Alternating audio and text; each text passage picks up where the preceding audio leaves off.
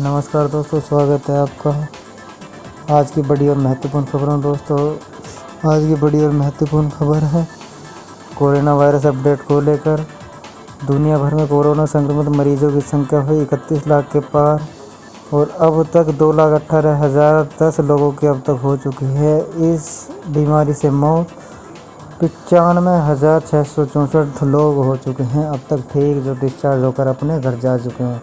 दोस्तों, चलते हैं भारत की ओर। भारत में अब तक कोरोना वायरस संक्रमण से 31,332 हुए हैं लोग संक्रमित।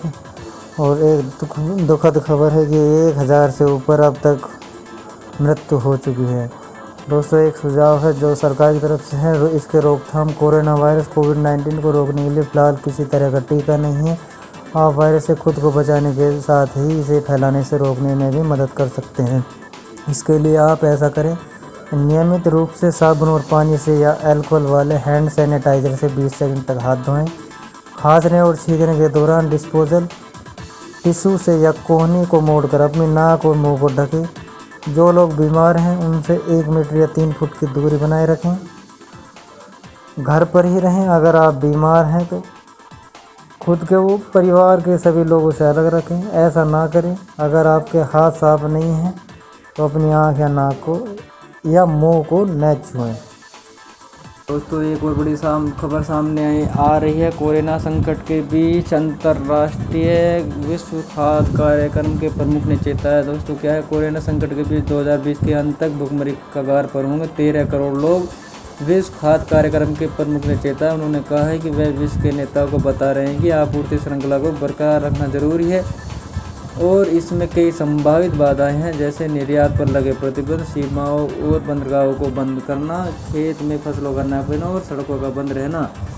कोरोना संकट के बीच विश्व भर के लिए भुखमरी और सूखा बड़ी चुनौती बनकर सामने आने वाला है। कोरोना वायरस संकट के चलते न सिर्फ अर्थव्यवस्था प्रभावित हो रही है बल्कि लोगों को मजबूरन भूखे सोना पड़ रहा है। विश्व खाद्य कार्यक्रम के प्रमुख डेविड बिस्ले ने एक साक्षात्कार के दौरान बताया कि अब पूरे विश्व में 82.1 करोड़ लोग रोज रात को भूखे सो रहे हैं और 13.5 करोड़ लोग भूखमरी के संकट या उससे बुरी स्तर का सामना कर रहे हैं।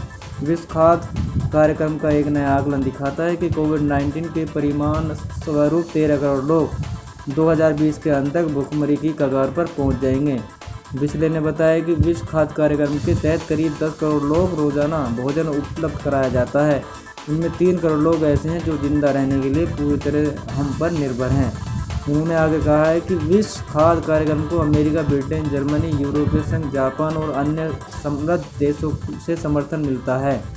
बिस्ले ने समझाया कि अगर इन देशों की अर्थव्यवस्था बिगड़ती है तो इससे हमें मिलने वाली मदद प्रभावित होगी और यह विभिन्न तरीकों से विकासशील देशों की स्थानीय अर्थव्यवस्था को प्रभावित करेगा। उन्होंने कहा है कि विश्व के नेताओं को बता रहे हैं कि आपूर्ति श्रृंखला को बरकरार रखना जरूरी है और इसमें कई संभावित बाधाएं हैं, जैसे निर्यात पर लगे प्रतिबंध, सीमा और बंदरगाहों को बंद करना, खेतों में फसलों को न उपजना और सड़कों का बंद रहना। उन्होंने कहा, अगर हमारे पास पैसा और पहुँच हो तो हम सूखे को टाल सकते हैं और भुखमरी से होने वाली मानवता की विनाशकारी मौतों को टाल सकते हैं। एक और बड़ी खबर सामने आ रही है। सैन्य खर्चों में भी 40% तक की कटौती की तैयारी में है केंद्र सरकार। 80,000 करोड़ रुपए की होगी बचत। अप्रैल-जून तिमाही में सरकार ने सेना से खर्चों में 15 से 20% तक की कटौती की बात कही है। बता दें कि कोरोना के संकट से निपटने के लिए जरूरी फंड जुटाने के मकसद से लगातार सरकार कदम उठा रही है। जी हाँ दोस्तों, आपको बता दें, कोरोना वायरस के संकट के चलते केंद्र सरकार ने आर्थिक तंगी से गुजर रही है। ऐसी स्थिति में सरकार सैन्य खर्चों में भी कटौती कर सकती है। बिजनेस स्टैंडर्ड ने रक्षा सूत्रों के हवाले से खबर दी है कि यह कटौती 40% तक भी हो सकती है। रिपोर्ट के मुताबिक सरकार सैन्य कर्मियों के वेतन या भत्तों में कोई कटौती नहीं करेगी। हालांकि अन्य सैन्य खर्चों में 20 से लेकर 40% तक की कटौती की जा सकती है।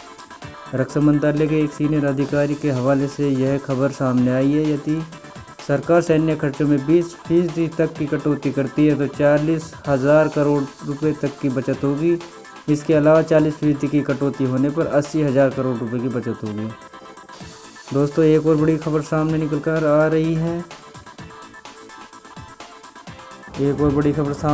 आ रही है। दोस्तों, बॉलीवुड एक्टर इरफान खान का हो गया है निधन। दोस्तों आपको बता दें 53 साल की उम्र में बॉलीवुड एक्टर इरफान खान का कोलन इन्फेक्शन की वजह से मुंबई के कोकिलाबेन अस्पताल में उनको भर्ती करवाया, जहां उनकी आईसीयू में मृत्यु हो गई है।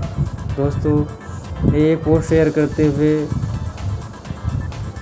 फिल्म निर्माता सुजीत सरकार ने इरफान खान की मौत की खबर के बारे में एक पोस्ट शेयर करके जानकारी दी है और इरफान खान की मौत से पूरे बॉलीवुड में शोक की लहर दौड़ गई है। बता दें कि इरफान खान का जन्म 7 जनवरी 1967 को हुआ था। उनके पिता का इंतकाल पहले ही हो गया था, माँ कुछ दिन पहले ही रुखसत हुई। इरफान ने केवल देश में ही नहीं बल्कि अंतर्राष्ट्रीय स्तर पर भी अपना अभिनय का लोहा मनवाया है। इरफान खान के निधन के संबंध में जारी एक बयान में कहा है, यह काफ़ी दुखद है कि आज हमें उनके निधन की खबर बतानी पड़ रही है। इरफान खान एक मजबूत इंसान थे जिन्होंने अंत तक लड़ाई लड़ी और अपने संपर्क में आने वाले हर शख्स को प्रेरित किया।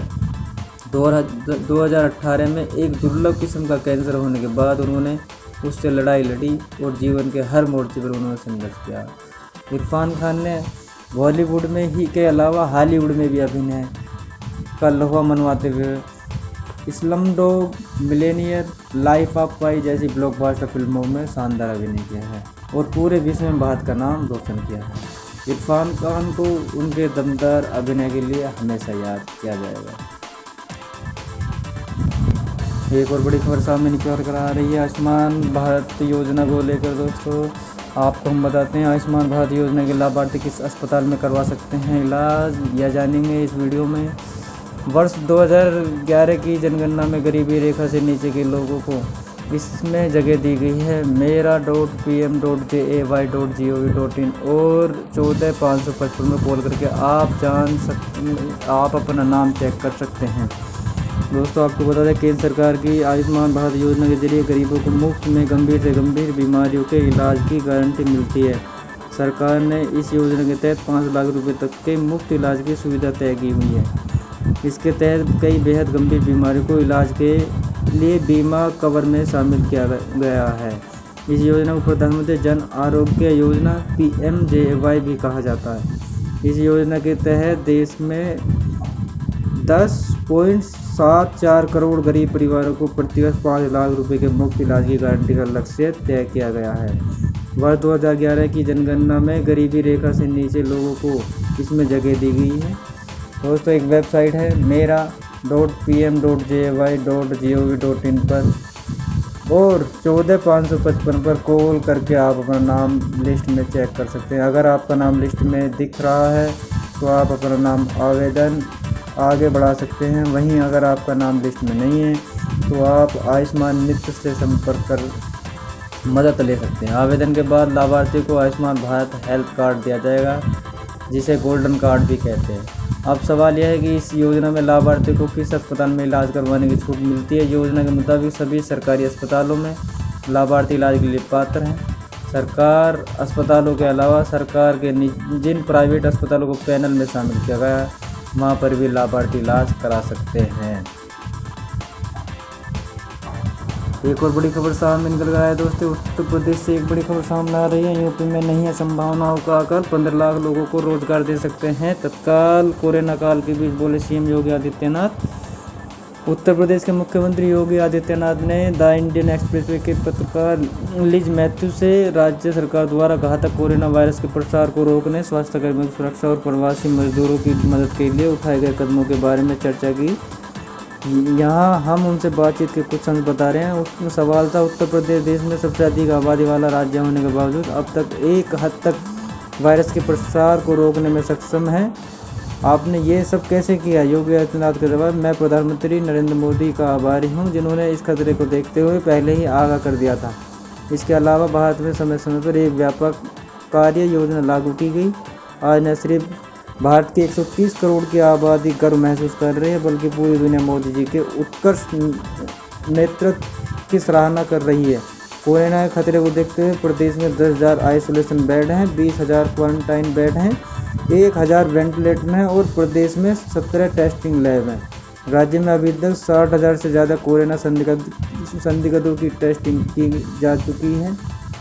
राज्य में जब कोरोना की आहट सुनाई दी तब हमारे पास एक ही लैब थी जिसमें 50 ही टेस्ट हो सकते थे, मगर आज प्रदेश के 17 लैबों में 4,000 टेस्टिंग रोजाना की जा रही है। एक और बड़ी खबर आ रही है गृह मंत्रालय से। दोस्तों गृह मंत्रालय से क्या खबर आ रही है जानकर देखते हैं। लॉकडाउन से कैसे बाहर आएगा देश, पीएम मोदी ने उपायों पर मुख्यमंत्री से की बातचीत। बैठक में गृह मंत्री अमित शाह और स्वास्थ्य मंत्री डॉक्टर हर्षवर्धन के अलावा प्रधानमंत्री कार्यालय के एवं अन्य संबंधित मंत्रालयों के वरिष्ठ अधिकारियों ने शिकायत की है। प्रधानमंत्री नरेंद्र मोदी ने कोरोना वायरस संक्रमण की देश में मौजूदा स्थिति और इस कारण 25 मार्च से लागू देशव्यापी बंद लॉकडाउन सहित अन्य विषयों पर सोमवार को विभिन्न राज्यों के मुख्यमंत्रियों के साथ वीडियो कॉन्फ्रेंसिंग के जरिए बैठक पर चर्चा की। समझा जाता है कि बैठक में देश को लॉकडाउन से चरणबद्ध तरीके से बाहर लाने के उपायों पर भी विचार विमर्श हुआ है। कोरोना वायरस को फैलने से रोकने के लिए देश में 25 मार्च से 2 चरणों में लॉकडाउन लागू किया गया। देश में कोरोना संकट की शुरुआत के बाद 22 मार्च से अब तक प्रधानमंत्री मोदी राज्यों के मुख्यमंत्रियों के साथ 4 बार वीडियो कॉन्फ्रेंसिंग के जरिए बैठक कर चुके हैं। बैठक में गृह मंत्री अमित शाह और स्वास्थ्य मंत्री हर्षवर्धन के अलावा प्रधानमंत्री कार्यालय एवं अन्य संबंधित मंत्रालयों के वरिष्ठ अधिकारियों ने शिकायत की है। इसके अलावा दिल्ली के मुख्यमंत्री अरविंद केजरीवाल, उत्तर प्रदेश के मुख्यमंत्री योगी आदित्यनाथ, मध्य प्रदेश के मुख्यमंत्री शिवराज सिंह चौहान और केरल के मुख्यमंत्री पी विजयन सहित विभिन्न राज्यों के मुख्यमंत्री ने बैठक में हिस्सा लिया।